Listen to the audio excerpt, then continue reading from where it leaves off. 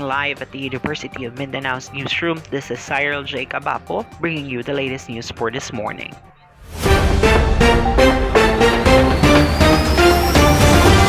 Malls, private healthcare providers to help government in COVID-19 vaccination drive. Angat Bakuna Lahat program of the private sector on Friday said that they have identified 25 private hospitals from 5 top healthcare providers to accelerate the government's COVID-19 vaccination program. On a virtual interview, Margaret Torres, McDonald's Philippines Managing Director and Ingat Angat Bakuna Lahat Communications Advocacy Co-Lead, said that under the program, a total of 150,000 COVID-19 vaccine doses are expected to be administered with the help of the top 5 healthcare providers in the country.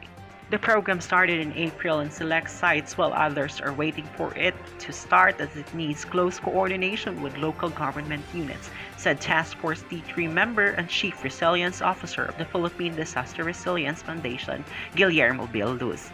Task Force T3, or the Test, Trace, Threat, is an initiative launched in 2020 where private sector, the Department of Health, and country's coronavirus task force work together for pandemic response.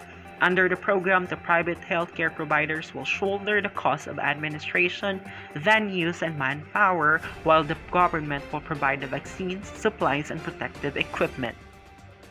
The commitment of the private hospitals and malls will help augment the vaccination administration of the LGUs for their constituents, former Secretary of the Department of Health Dr. Manuel Dayrit said in a statement.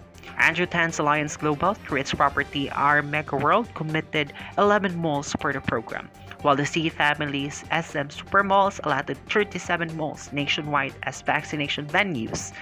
The Philippines plans to inoculate 70 million of its over 100 million population to achieve herd immunity against COVID-19. On the other hand, the Philippines earlier suspended the entry of travelers from India, surrounding Bangladesh, Pakistan, Nepal, and Sri Lanka. On an interview with Roque, all existing travel restriction of passengers coming from India, Pakistan, Nepal, Bangladesh, and Sri Lanka are extended until May 31st, 2021. The Department of Transportation should ensure the airlines prohibited the boarding of the passengers covered by restrictions, so except if there are parts of the repatriation efforts of the national government, he added.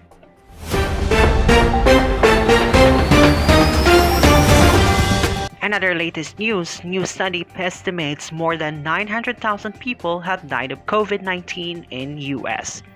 A new study estimates the number of people who have died of COVID-19 in the US as more than 900,000, a number of 57% higher than official figures.